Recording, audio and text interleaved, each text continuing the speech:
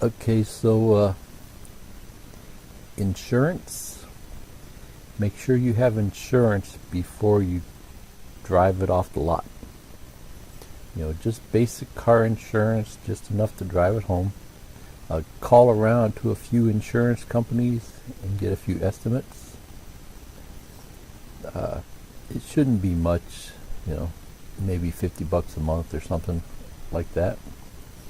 If you're getting estimates of like $100 a month for regular truck insurance, that's high.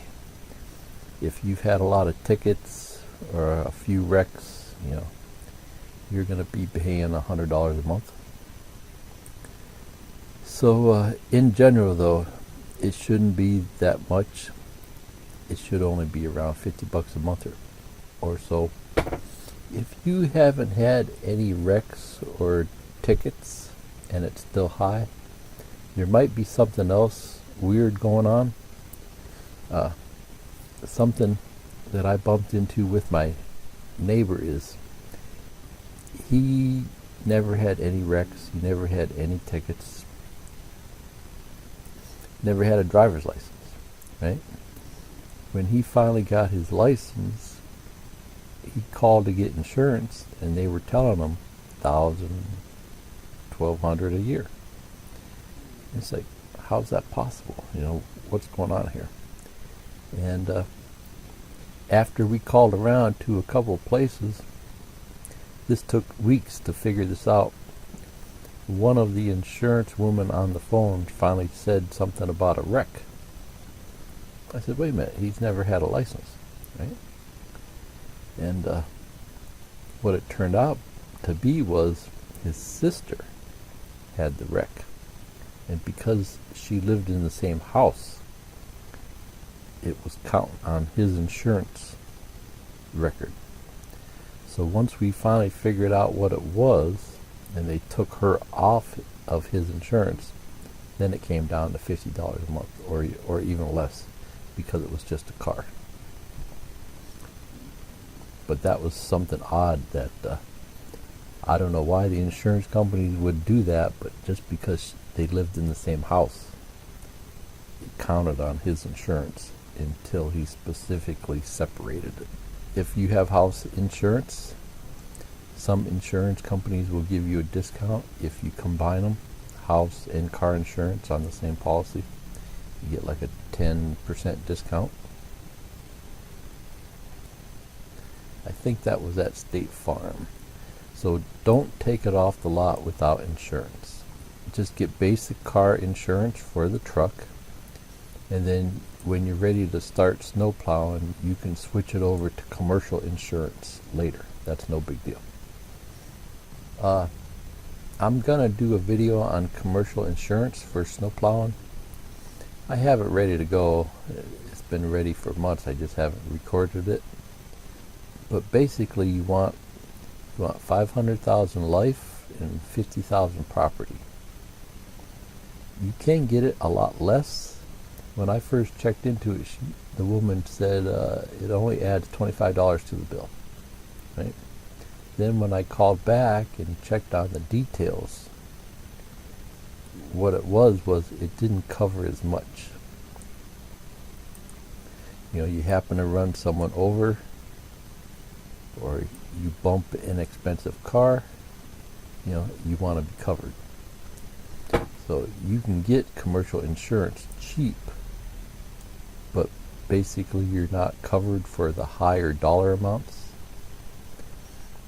And some commercial accounts, like if you're doing factories or malls,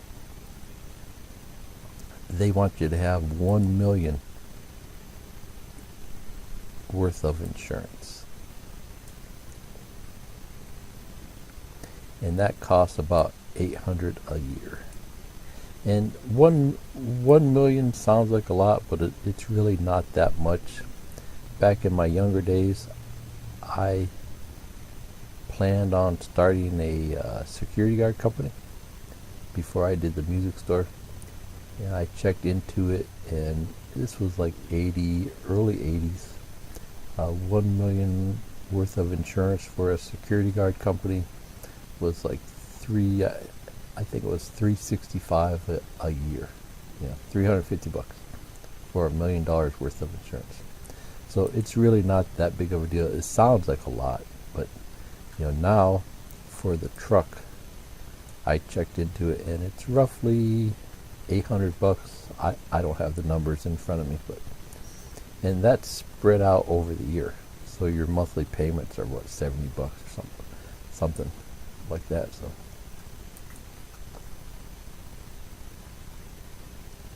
So we'll go into more detail with that when I do the video. My older sister, sold commercial insurance for years. So she helped me a lot with that video. That's a big one there. That's something that you might have not thought of. What you can do there is like find a truck you like and you're pretty sure you're going to buy it, and get the VIN number. Then call the insurance company, or you can go there in person. Give them the VIN, give them the information on the truck, and buy the insurance. Tell them you're going to go tomorrow and buy it. You're going to drive it home. If for some reason you go there, you look at the truck, and it's not what you thought, like let's say you only looked at it online, right? You got a 100-mile trip. It looks good online. You're going to go see it tomorrow and buy it, right? You drive 100 miles and it turns out to be a piece of junk. You decide not to buy it. That's okay. Just call the insurance company and say, hey, I didn't buy it. I think the way they do it, you still keep the policy. You still have to pay the insurance, your monthly fee, but you have the insurance for the next vehicle. It's already all set up. So that's what happened with my neighbor. And all he had to do was call him and say, hey, switch it over to this other car. Okay, so here's some miscellaneous stuff. Make sure there's a truck manual, the small book that comes with the car or truck. You may not think you need it, right? But it does come in handy. Over the years you want to look something up. Some junkyards will sell them cheap. You can get them at junkyard for $2. Sometimes you can find the free PDF online. Like the one for my truck, I actually found a PDF online for the truck. But if it doesn't have one, like F-250 manuals on eBay are like $50.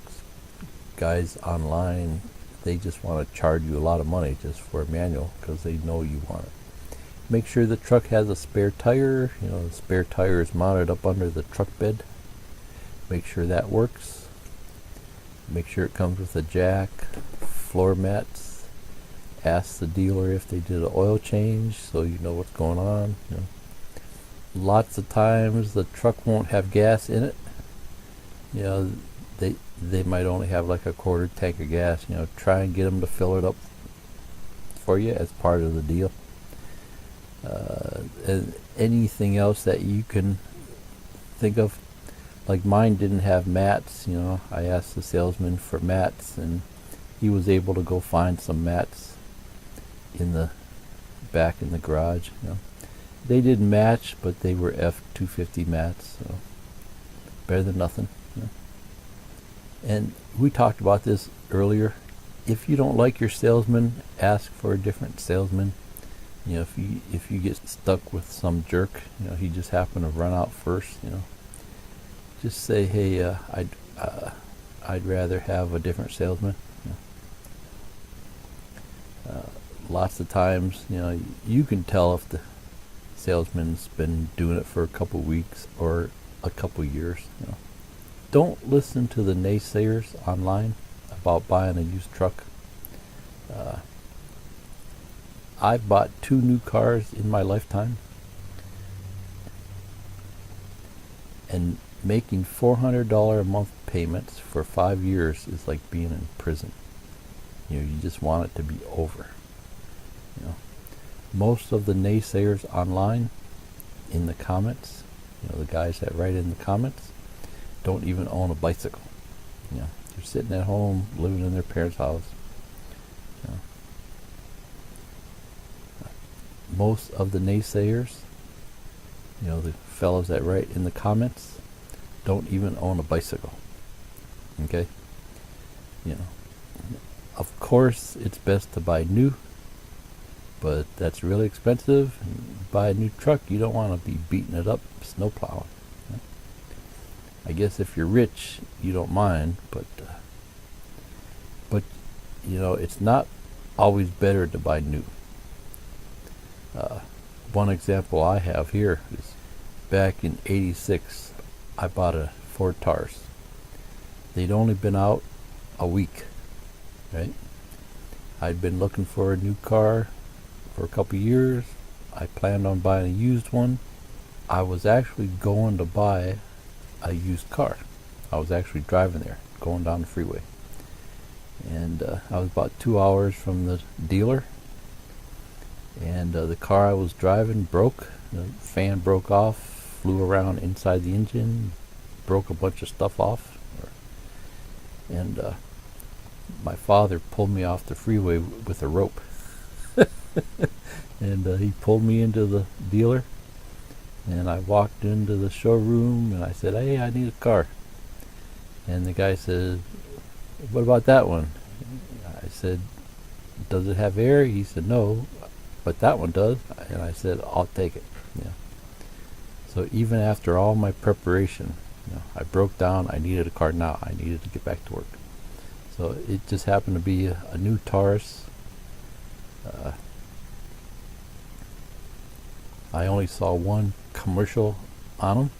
Never saw one in person.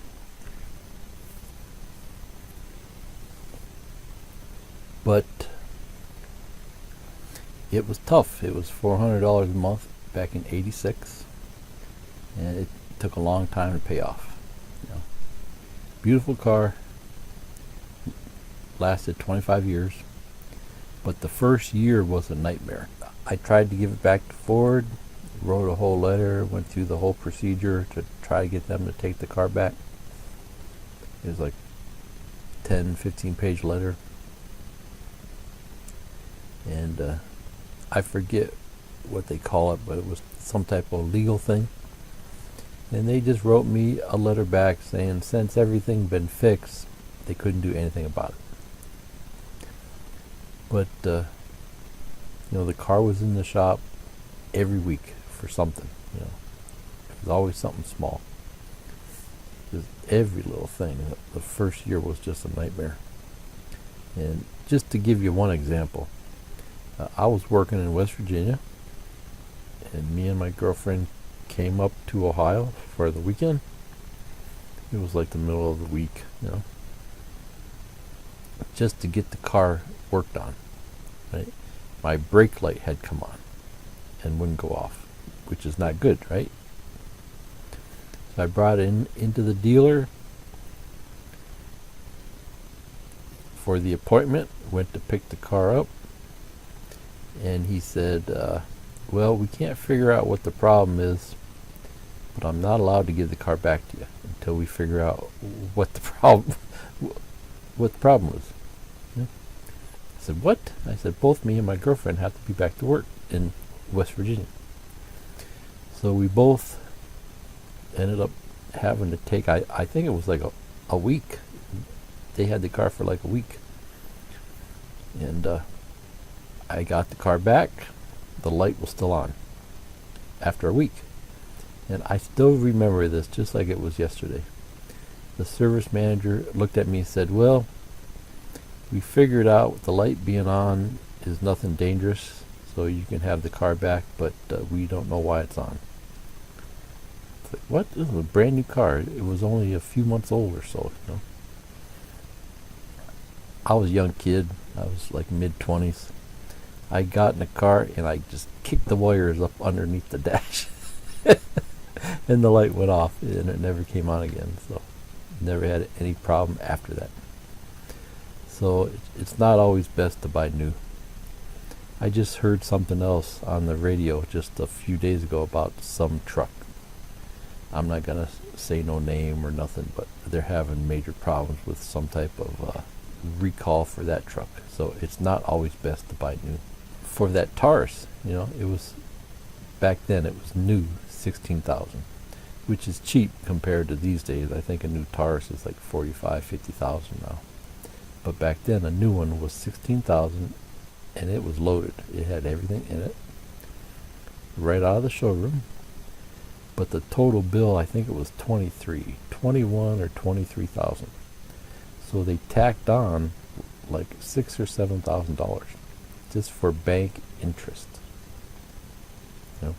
The cost was 16 and change, and the total was like 21 or 23 after it went through all the banking interest and stuff like that. So that's why I say if you can save up 5,000 and just buy it cash. Sometimes if you're at a smaller lot, they want 8,000 for it. You hand them 5,000 cash, they might say okay, and we'll call it even. So it depends on the lot. It depends on the salesman. Smaller lots, try to talk to the owner, which you'll probably be talking to the owner anyways. Go during the day, during the week. You go on at night on the weekend, you'll be talking to a part-timer, most likely. But if you go during the day, you'll be talking to the owner, most likely. Okay, so that's all I have to say for this. Here's a few videos that I bumped into while researching this. These are more based on like the mechanic type point of view. They're all really good. This one, I just bumped into this one this morning, and this guy's been plowing for quite a while, and he's got a lot of good tips on buying a truck and getting a truck set up for snow plowing. Okay, I think we'll call her a day there. See ya. Bye.